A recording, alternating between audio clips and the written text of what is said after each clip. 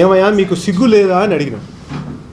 మర్రిపాడు వాళ్ళకి ఏమయ్యా వాళ్ళ సంఖ నాకడానికి మీకు సిగ్గు లేదా అని అడిగారు. అయ్యా ఆనం రామనారాయణ రెడ్డి గారు, మీరు గెలిచిన మొదటి రోజు సాయంత్రమే మర్రిపాడులో ఒక ఇసుక కొండను మాయం చేసి 10 రోజుల తర్వాత మీ ఇంటి బయట 2 కొత్త కార్లు కూడా నిలబడ్డాయి. ప్రజలు అనుకునేది ఏంటంటే ఆ కొండ నుంచి వచ్చిందా అని. సిగ్గు ఎవరికి ఉండాలి చెప్పండి, మీకా వాళ్ళకే? ఈరోజు ఆత్మకూరులో ఇసుక దందా ఏ విధంగా జరుగుతున్నది ప్రజలందరికీ తెలుసు. ఏటుకు ఈ పక్క ఒక మాఫియా డాన్ తయారు చేసావు, ఏటుకు ఈ పక్క ఒక మాఫియా డాన్ తయారు చేసావు. రోజు ఎన్ని బండ్లు పోతున్నాయనేది మీరందరూ మీ ఛానల్ ద్వారానే చాలాసార్లు చూపించారు, ప్రశ్నించారు కూడా. టీడీపీ క్యాడర్ ప్రకారంగా వాళ్ళు వేసిన లెక్కల ప్రకారంగా నెలకి 3 కోట్ల సంపాదన అని చెప్పి చెప్పడం జరిగింది. అదే కాకుండా నీ దానదాహంకి 7 మంది బలి కూడా అయిపోయారు. ఆ సంగం హైవేలో పెరుమాళపాడు రీచ్ నుంచి అక్రమంగా ఇసుక తోలుతూ ఉంటే రాంగ్ రూట్లోకి వచ్చి ఒక బండిని కొట్టి 7 మంది చనిపోయినారు. అది మీకు కాదు ఆ పాపం, అది వాళ్ళకు ఒక్కసారైనా పోయి కలిసావా? ఒక్కసారన్నా ఆ మట్టిలో విలువన్న డబ్బున్న వాళ్ళకి పరిహారంగా ఇచ్చావా? వాళ్ళ కుటుంబాలు ఇంటికి పోయినావు ఒక్కసారి? అంత మాత్రం సిగ్గు లేదా నీకు? మర్రిపాడోళ్ళకి సిగ్గు లేదంటావు. చేజర్ల మండలంలో 150 ఎకరాలు జామ ఆయిల్ 2 సిఐలు పెట్టి 2 ఎస్ఐలు పెట్టి బద్వేలు నుంచి ఒక 100 మందిని తీసుకొచ్చి రాత్రికి తీసేసి ఆ ఫ్యాక్టరీకి తగిలిచ్చావు. ఎవరికయ్యా సిగ్గు ఉండాల్సింది? ఆఖరికి చికెన్ వేస్ట్ కూడా అమ్ముతున్నావు. చికెన్ వేస్ట్ మాఫియా తయారు చేసినావు.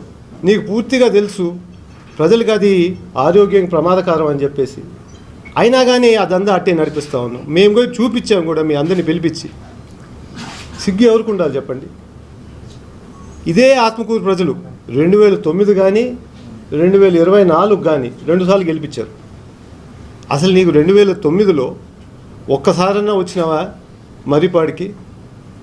ఒక్క పంచాయతీకైనా క్యాంపెయినింగ్ చేసినావా? ఒక్క బూత్ ఏజెంట్ అన్నా పెట్టినావా? బూత్ ఖర్చులు కూడా ఇవ్వలేదు కదా నువ్వు. అయినా కానీ ఆత్మకూరు ప్రజలు, ముఖ్యంగా మర్రిపాడు ప్రజలు ఆ రోజు నిన్ను గెలిపించారు. దాని తర్వాత నువ్వు మంత్రి అయ్యావు. మళ్ళీ జగన్మోహన్ రెడ్డి గారిని తిట్టి ఫైనాన్స్ మినిస్టర్ అయ్యావు. అది నీ చరిత్ర. మర్రిపాడు వాళ్ళకి సిగ్గు లేదనే దానికి నీకు నోరేటు వచ్చిందో మీరు మాకైతే అర్థం కావట్లేదు. మర్రిపాడు వాళ్ళం సంవత్సరాల నుంచి ఎక్కడ పోయినా కానీ మీరు బెంగళూరు పోండి, బిల్డర్లు ఎక్కువ మర్రిపాడు వాళ్ళే, కాంట్రాక్టర్లు మర్రిపాడు వాళ్ళే, రకరకాలుగా వ్యాపారం చేస్తూ ఉంటారు. మీ పక్కన విజయరామ్ రెడ్డి కూర్చున్నాడు కదా, విజయరామ్ రెడ్డి కూడా కదా, ఆయన కూడా కాంట్రాక్టరే.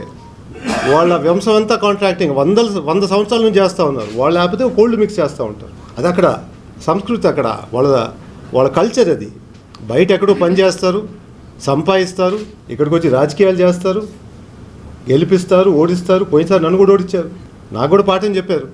అది వాళ్ళ కల్చర్ అండి, చిన్నతనం కాదు అది. మాకు నీళ్లు తక్కువ, వ్యాపారం కానీ బయట పోయి చూసుకుంటాం. మీకు నీళ్ళు ఎక్కువ. ఆ నీళ్లు లేదనే కదా ఈరోజు మేము హై లెవెల్ కెనాల్ కోసం పోరాటం చేసేది. ఆ హై లెవెల్ కెనాల్ కూడా ఎవరు తీసుకొచ్చారు? 2009లో అప్పుడు జలయజ్ఞం అని చెప్పి డాక్టర్ వైఎస్ఆర్ గారు పెట్టిన తర్వాత వెలుగొండ ప్రాజెక్ట్ నుంచి మర్రిపాడుకి, ఉదయగిరికి, ఈ మెట్ట ప్రాంతానికి సరిపోవు, నీళ్లు రావు. అందువల్ల వేరే ప్రాజెక్ట్ సృష్టించాలి. దానికి మన సోమశిల ప్రాజెక్ట్ నుంచి హై లెవెల్ కెనాల్ పెడితేనే ఈ 2 ప్రాంతాలకు వస్తాయని చెప్పి మాట్లాడారు. ఆయన మళ్ళీ సోమయాజుల దగ్గర పంపించారు. అక్కడ ఒక చర్చ జరిగింది. ఆ చర్చ తర్వాత 2009లో మేనిఫెస్టోలో పెట్టడం జరిగింది. అది దాని హిస్టరీ. దానికి ఆ రోజు నువ్వు మంత్రిగా ఉన్నావు కాబట్టి శంకుస్థాపనకు నిన్ను పిలిచారు. నువ్వు అక్కడ ఒకరోజు క్యాంపెయిన్ కూడా చేయలేదు, ఆ ప్రాజెక్ట్ గురించి కూడా తెలియదు. ఇప్పుడు మాత్రం గొప్పలు చెప్పుకోవడానికి మాత్రం ఈరోజు నీకు నోరు వస్తా ఉంది. 18 సంవత్సరాలు అయింది కదా అప్పటి నుంచి. ఈ 18 సంవత్సరాల్లో దాదాపు 13 సంవత్సరాలు ఆయన ఎమ్మెల్యేగా ఆయన ఉన్నాడు, ఇన్ఛార్జ్గా ఉన్నాడు, లేకపోతే ఆయన ప్రభుత్వంలో ఉండే పరిపాలన కూడా జరుగుతూ ఉండేది. అంటే 2009 నుంచి 2019 దాకా ఆయనే కదా ఇన్ఛార్జ్. ఇక్కడ ఎమ్మెల్యేగా ఉన్నాడు. దాని తర్వాత మళ్ళీ టీడీపీలో చేరి ఆత్మకూరుకి ఇన్ఛార్జ్గానే ఉన్నారు కదా. పొంగూరు రిజర్వాయర్ ముందు కట్టాలా, చాబోల్ రిజర్వాయర్ ముందు కట్టాలా కాదు క్వశ్చన్. ప్రాజెక్ట్ ఏదైనా మొదలు పెట్టే ముందర ల్యాండ్ ఎక్విజిషన్ చేయాలి.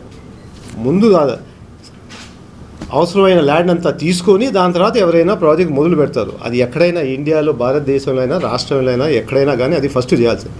మీకు అంత మాత్రం బుద్ధి లేదా? ముందు ల్యాండ్ ఎక్విజిషన్ చేసి కదా పని స్టార్ట్ చేయాలి. 2012లో నువ్వు ఎందుకు ఇచ్చావైతే ఫేజ్ 1 ప్రాజెక్టు? ఈరోజు కూడా ప్రాజెక్ట్ నిలిచిపోయిందంటే ల్యాండ్ ఎక్విజిషన్ జరగకుండా. దానివల్లే ఇక ఈ ప్రాంతానికి నీళ్ళు ఇచ్చేది నేనే, తెచ్చేది నేనే అంటాడు. అయా నీ చరిత్ర ఒకసారి చూస్తాం. నువ్వు రాపూర్గా ఎమ్మెల్యే ఉన్నప్పుడు ఎస్ఎస్ కెనాల్ అని మొదలుపెట్టినావు. ఈరోజు దాని పరిస్థితి ఏంది? వెంకటగిరి ఎమ్మెల్యేగా ఉన్నావు. ఆల్తూరుపాడు రిజర్వాయర్ అని చెప్పి టెండర్ కూడా అయిపోయింది. ఆ టెండర్ అయిపోయిన తర్వాత నీ కమిషన్ సెట్ కాలేదని చెప్పి ప్రాజెక్ట్ నిలిపివేసావా లేదా? వెంకటగిరి దగ్గర పోదాం, నీ చరిత్ర కూడా బయటకు వస్తుంది. అక్కడ పోలీస్ స్టేషన్ మామూలు కూడా తీసుకున్నామని చెప్పి రోజులు మాట్లాడుతూ ఉన్నారు. మళ్ళీ ఈ స్పిల్వే, సోమశిల స్పిల్వే దగ్గరికి వస్తాం. ఆ స్పిల్వే ప్రాజెక్ట్ కూడా మళ్ళీ ఆయన సరిగ్గా ఇయ్యలేదని చెప్పి ఆ స్పిల్వే ప్రాజెక్ట్ ఆపిచ్చేసావు. ఆయన ఆ కాంట్రాక్టర్ పారిపోయాడు. మళ్ళీ 2 సంవత్సరాల్లో కూడా వేరే కాంట్రాక్ట్ తీసుకొచ్చి పెట్టావు. పెద్ద మాటలు నీతులు చెప్పావు కదా అందరికీ. ఏమని? ఆ స్పిల్వే చేయకపోతే నెల్లూరు అంతా కొట్టుకోపోతుందని. అంత ముఖ్యమైన ప్రాజెక్ట్ అయితే ఈ 2 సంవత్సరాలు ఏం చేస్తున్నావు నువ్వు? ఇసుక మాఫియా తప్ప, మట్టి మాఫియా తప్ప, చికెన్ వేస్ట్ తప్ప, భూ కబ్జాలు తప్ప. ఆత్మకూరులో చేశాడు కదా మొన్న 18 ఎకరాలు. అది తప్ప ఇంకేం చేశారు మీరు? మాటికి వస్తే మా కుటుంబం మీద వస్తావా? ఏం మీకు అదే నా జరుగుబాటు? దానివల్ల మీకు ఏమైనా విలువ పెరుగుతుందా? మేము 2009లో వైఎస్ఆర్ కుటుంబం తరఫున నిలబడి బయటకు వచ్చాం. అప్పుడు 2 సార్లు ఎంపీగా రిజైన్ చేశారు మా నాన్నగారు. ఎన్నో ఇబ్బందులు పడ్డాం. నువ్వు కూడా ఉన్నావు కదా ఫైనాన్స్ మినిస్టర్గా. ఎన్ని ఆరోపణలు చేసావు మా మీద ఆ రోజు? పెద్ద పెద్ద ఏజెన్సీలంతా మా వెనకాల పెట్టావు కదా. ఆ రోజు కూడా ఆరోపణ చేసావు కదా. నీకేం కొత్త కాదు ఇది ఆరోపణ, ప్రతిరోజు చేస్తూ ఉంటాం. ఆ రోజు ఓదార్పు యాత్రకు వచ్చినప్పుడు ఆయన బయట వచ్చి వీళ్ళు ఆయన దగ్గర నుంచి కొంచెం డబ్బులు పెట్టుకున్నారు కాబట్టి జగన్ వెనకాల నిలబడ్డారన్నారు. ఈ రాష్ట్రమే కాదు, పక్క రాష్ట్రం కూడా, తెలంగాణలో కూడా మాట్లాడింది. వైఎస్ఆర్ కుటుంబాన్ని ముఖ్యమైన కుటుంబం ఎవరనేది ప్రజలే చెప్తారు మీకు. ఏ విధంగా త్యాగం చేసి ఆ పార్టీ వెనకాల నిలబడ్డామో వాళ్ళే చెప్తారు. మీ మీద కేసు లేదంటే మీ గొప్పతనం కాదు. ప్రతి 2 సంవత్సరాలు ఈ పార్టీ మారుతూ ఉంటావు కదా కాపాడుకునేదానికి. అది నీ గొప్పతనం. మేము ఒకే పార్టీలో ఉన్నాం కాబట్టి రకరకాలుగా వస్తాయి, దాన్ని నిలబడతాం, ఎదురు చేస్తాం. ఆ మరిపాడు రక్తమయా మాది. ఇవన్నీ చేయకుండా రకరకాలుగా మాట్లాడుతూ మా మీద విమర్శలు చేస్తూ మరిపాడు ప్రజల్ని ఎదవలంటూ సిగ్గు లేదనడం అనేది ఆపుకోండి. ఈరోజు మీకుంది 80 సంవత్సరాల చరిత్ర. ఆ చరిత్ర, ముందు చరిత్ర బాగానే ఉంది, కానీ నీ వల్ల మాత్రం పూర్తిగా మట్టిలో వెళ్ళిపోయింది. ఈరోజు ఆత్మకూరులో కానీ నెల్లూరు జిల్లాలో అడిగితే ఆనం అంటే అవినీతి, అవినీతి అంటే ఆనం అని పేరు తెచ్చుకున్నాం. ఇప్పుడన్నా కొంచెం జాగ్రత్త పడండి. ముందే చెప్పాను మీకు, ఏదో మూడో కన్ను తెరుస్తా ఉన్నావు కదా, అంత తెరవబడలేదు. ఈరోజు రిజైన్ చేయి, పోటీ చేయి, సంగతి చూస్తాం. 2 సంవత్సరాలు ఆగుతాం, మాకేం ఇబ్బంది ఏం లేదు. నీకు నీ మాట మీద అంత నమ్మకం ఉంటే, అంత మొనగాడు అనుకున్నావు అనుకుంటే ఈరోజు రండి. నా గురించి మాట్లాడావు కదా, ఏదో పోలీస్ కేసు ఉందని. నేను మళ్ళీ చెప్తున్నా, if it is found I have taken even 1 rupee, I will resign from politics. నువ్వు చెప్పగలుగుతావా? నీ ఇంటి ముందే కార్లు, నువ్వు కొన్న కొత్త ఇల్లులు కానీ, మీ ఉండే సోఫా కూడా, ఇచ్చే భోజనం కూడా అంతా ప్రజల దగ్గర నుంచే వస్తూ ఉంది. మా సంపాదన అయితే ప్రతి సంవత్సరం బ్యాలెన్స్ షీట్ ప్రకారంగా ఆడిటెడ్ బ్యాలెన్స్ షీట్ ఉంది. ఎంత సంపాదిస్తాం, ఎంత పెడుతున్నాం అది.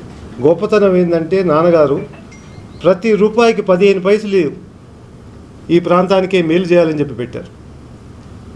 మీరు 1 రూపాయిన పెట్టారా ఈ ప్రాంతానికి? రాబోయే రోజుల్లో మీకు ఆత్మకూరు ప్రజలు, ముఖ్యంగా మరిపాడు ప్రజలు బాగా గుణపాఠం చెప్తారు. ఎక్కువ రోజులు లేదు, కాసుకోండి. మీరు చూస్తున్నది time line Telugu digital network. సమాజం కోసం సరికొత్త ఆలోచన.